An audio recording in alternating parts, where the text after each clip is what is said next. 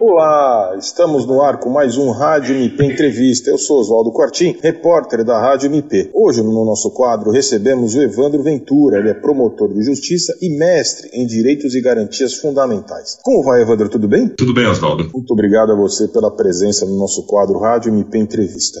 Bom, o nosso assunto aqui é a abolição da escravatura, porque no dia 13 de maio de 1888, a princesa Isabel assinou a Lei Áurea, decretando a liberdade e a libertação dos escravos em todo o país. O Brasil, aliás, foi o último país das Américas a abolir a escravidão. E a abolição deixou um legado de exclusão, discriminação, desigualdades estruturais e que ainda persiste na sociedade brasileira, né, Evandro? Sem dúvida, Oswaldo. Na verdade, a abolição da escravatura é um ato formal importante, é uma data importante para que o Brasil possa realmente celebrar. Contudo, a questão material, ou seja, o que se veio depois da abolição da escravatura, a gente percebe que é uma escravidão, entre aspas, de maneira sutil. E por que eu digo isso? Eu digo isso com muita tranquilidade, porque a abolição da escravatura no Brasil, ela só se deu por uma pressão externa. Nós sabemos que isso era algo que já estava acontecendo no mundo inteiro, e inclusive foi objeto de guerra civil nos Estados Unidos, entre 1861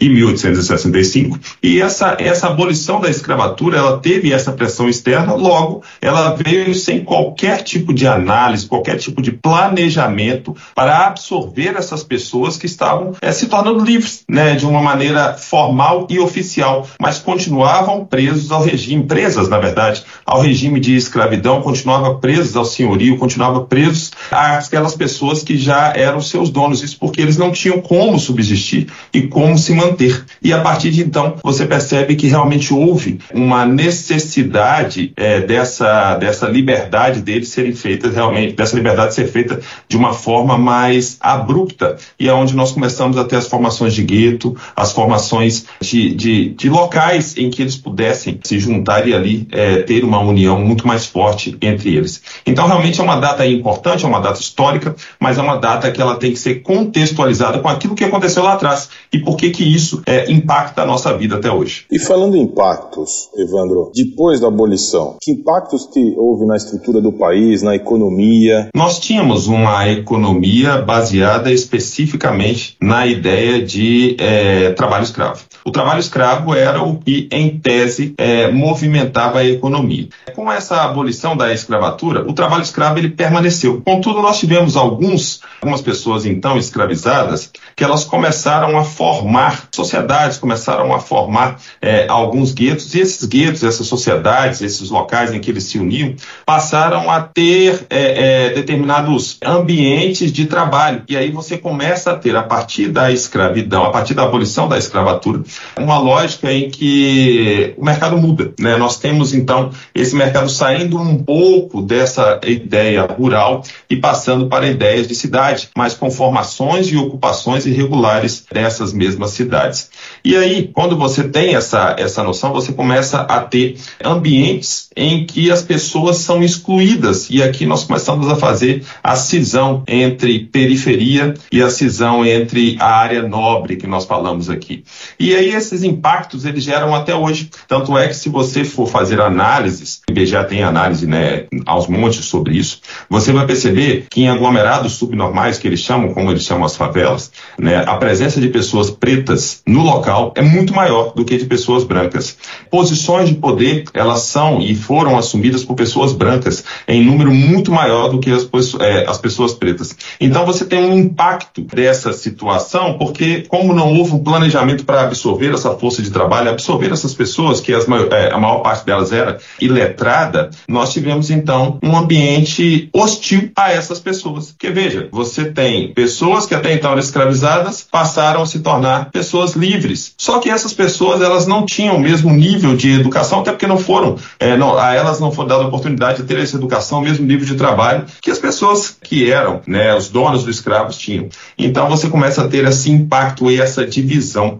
E é por isso que hoje você tem que falar de forma muito clara que no Brasil existe sim o racismo, e o racismo ele é muito sério, muito velado, porque no final das contas você tem o racismo através desses números. Quando você olha os números, você percebe que os pretos e as pretas no Brasil, eles tiveram muito mais, tem ainda na verdade, muito mais dificuldade de ascender ao poder, seja ele qualquer dele, do que as pessoas brancas e já incluídas na nossa sociedade. E Evandro, que se deve, mesmo depois da abolição, esse preconceito, mesmo velado e estrutural que a gente sabe que existe, na sua opinião? Existem várias fontes sobre isso. Óbvio que existem vários estudos que falam sobre isso.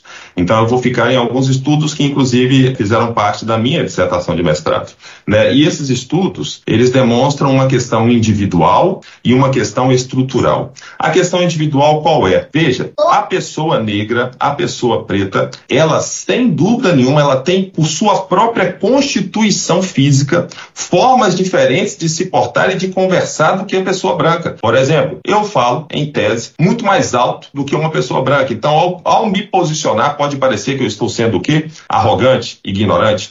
E você percebe que essa questão de exclusão individual, ela se mantém até hoje. Eu sempre digo o seguinte, o preto não pode chorar, porque o choro do preto não é ouvido ou é entendido como ignorância ou arrogância, ao passo que o choro do branco sempre é acolhido como se fosse uma pessoa que realmente precisava de uma ajuda. E você tem uma exclusão e um racismo estrutural, que é para poder ficar na fala, né, na expressão muito bem cunhada por Silvio Almeida. Na verdade, essa exclusão estrutural, ela parte de alguns pontos, mas para mim o principal ponto dessa exclusão estrutural é, já que eles quiseram se manter em um local diferente, distante, que é aquela formação de guetos que eu disse atrás, vamos mantê-los lá. E mantê-los lá significa, não vamos dar para eles a oportunidade de ter ascensão social como nós temos, ou seja, de ocupar o nosso espaço. Isso significa tirar o negro da presidência da República, significa tirar o negro da função de juiz e de promotor, que hoje eu estou aqui e posso dizer com muita tranquilidade que na época que eu entrei para o Ministério Público, nós não éramos mais do que 10. E eu entrei em 2010, ou seja, historicamente há bem pouco tempo.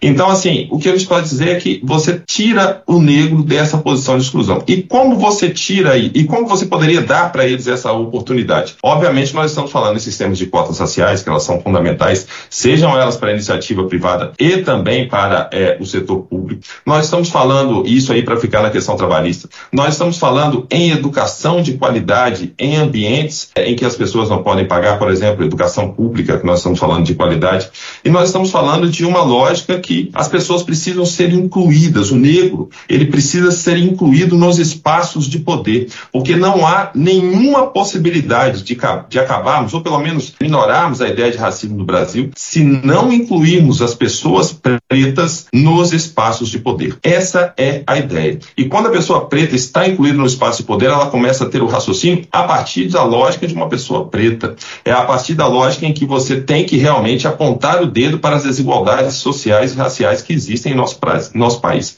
Então, no final das contas, a origem, ela tem sua origem desde lá da abolição da escravatura, mas mesmo antes, né, na própria escravidão. E essa origem, ela parte desse ponto individual que eu falei e parte desse ponto também estrutural. E no final, o que nós temos é que continuar incluindo as pessoas pretas. Apostar em política de cotas, isso é fundamental para o nosso país.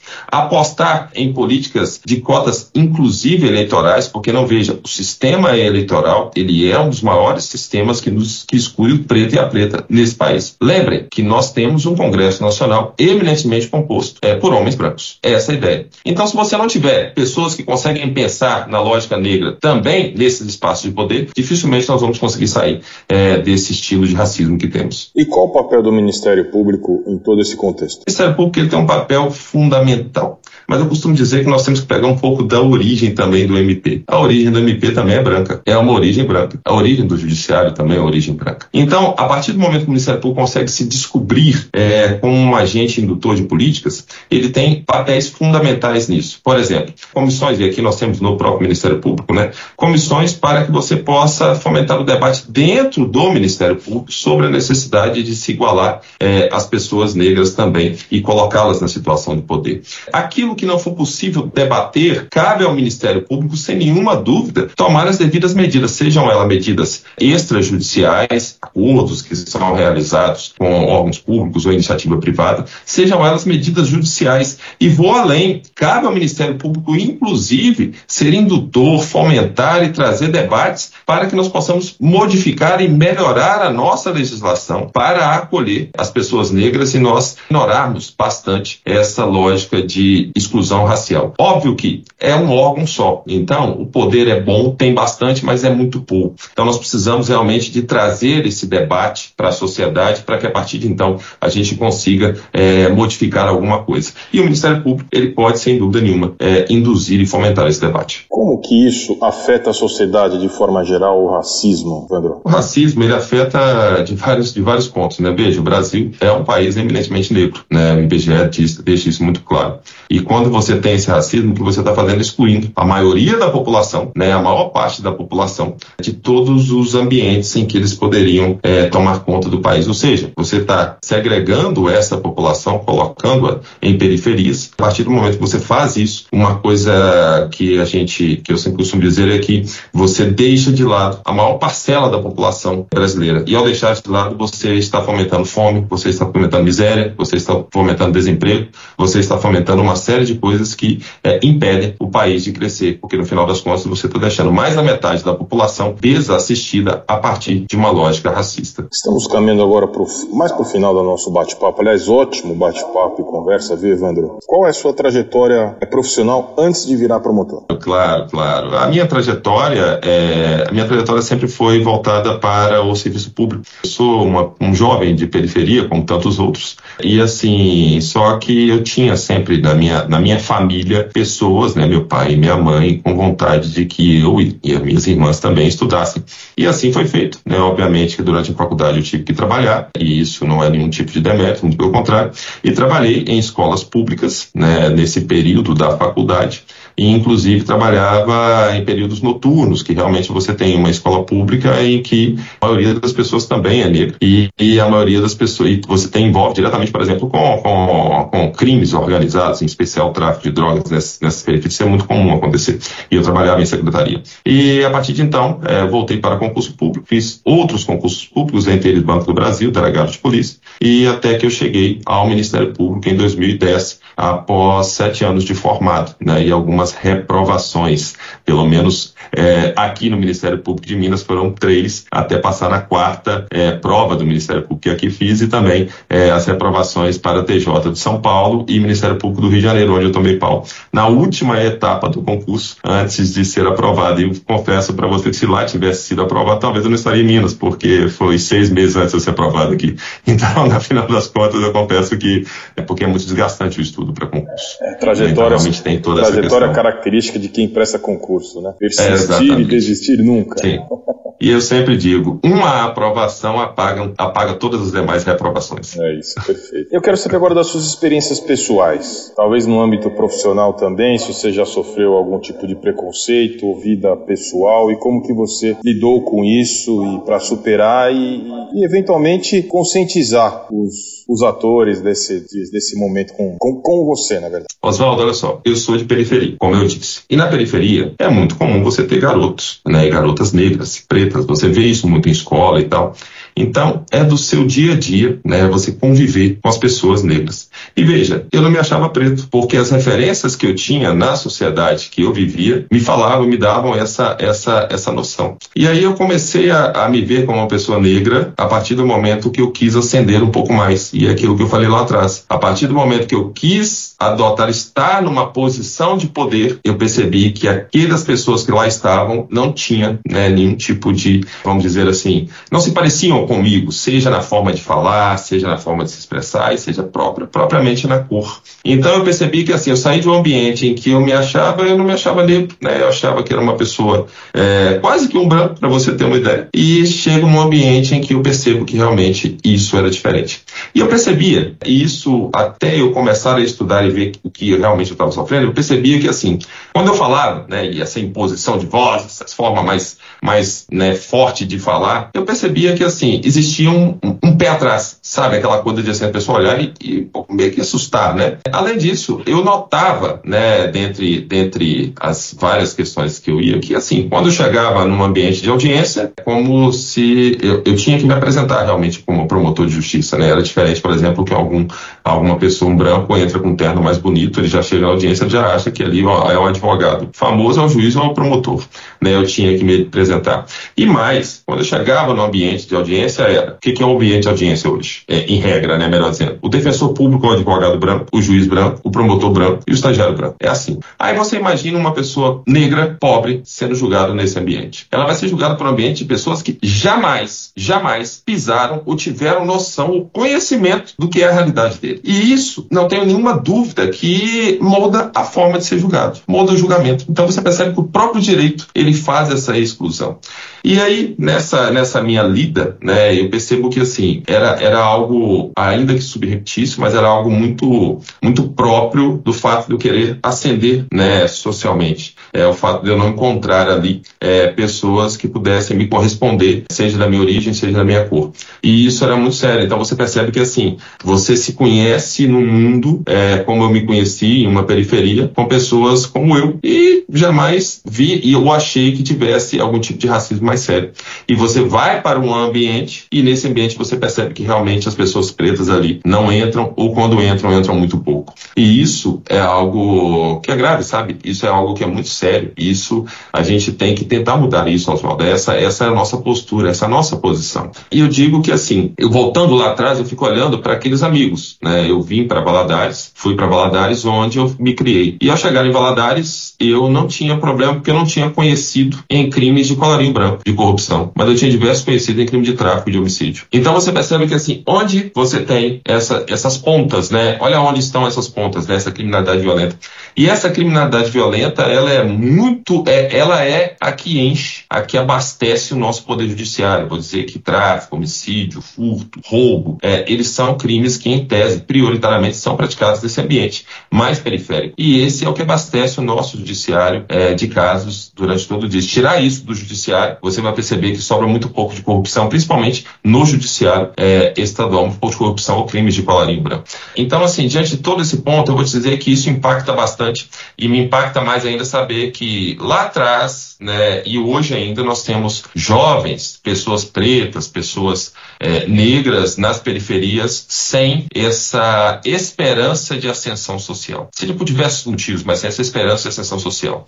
E quando isso acontece, isso é muito triste, porque quando você tira a esperança de uma criança, de um jovem, você tira a possibilidade de um futuro melhor para o nosso país. E ao fazer isso, sem dúvida nenhuma, nós estamos relegando o nosso país a ficar cada vez pior. Então é por isso que é indispensável a política pública, e só o Estado vai fazer esse tipo de conduta, porque isso não dá lucro, isso traz melhorias para a esperança e expectativa de uma população. E o que você diria para uma pessoa, eventualmente um jovem, que pode estar dessa maneira hoje desesperançoso? É muito complexo, porque você tem diversas coisas, por exemplo, às vezes até mesmo o pai e a mãe também foram desesperançosos e não têm condições de passar a esperança para esse jovem. Mas a única coisa que eu posso falar, e eu sei que hoje todos eles têm acesso a essa informação, é que a sua juventude, a sua infância e a sua juventude, elas serão basicamente formadas pela sua convivência social e familiar. Se essa convivência social e familiar não forem as melhores, se isso não for melhor, que você, no momento que pode viver pelas próprias pernas, seja trabalhando, seja fazendo alguma coisa nesse sentido, que você busque ascensões sociais fora daquele ambiente que você foi criado. E quando eu falo fora, não é fora do bairro em si, mas fora daqueles contatos, aquele convívio pessoal que você tem. Acredite, por mais que você não tenha forças enquanto criança e adolescente para sair daquele momento, um dia você terá essa força. E quando você tiver essa força, você tem que fazer valer esse momento. E eu falo que, assim, às vezes é muito difícil para um adolescente você conseguir entender que ele é criado no mundo das drogas. Às vezes pai e mãe absolutamente largados sem dar a devida atenção. E você falar para ele assim, olha, você pode ter sucesso. Isso é muito difícil. Mas eu digo que, apesar de ser difícil, é a única forma que você tem de acreditar que um dia você vai conseguir sair desse ambiente que é ruim e você vai conseguir se destacar pessoalmente. Eu não falo isso só numa relação de trabalho, mas eu falo isso socialmente falando. Esse foi o Evandro Ventura da Silva, promotor de justiça e mestre em direitos e garantias fundamentais, falando de forma geral sobre racismo por conta do dia 13 de maio, dia da abolição da escravatura. Obrigado pelo excelente bate-papo, pela ótima conversa e esclarecimentos. Eu desejo muito boa sorte na sua trajetória, ainda mais aqui para frente, viu, Evandro? Obrigado, Oswaldo, e espero que esse nosso bate-papo aqui possa contribuir de alguma forma para que a gente possa cada vez mais esclarecer e trazer esse tema a debate.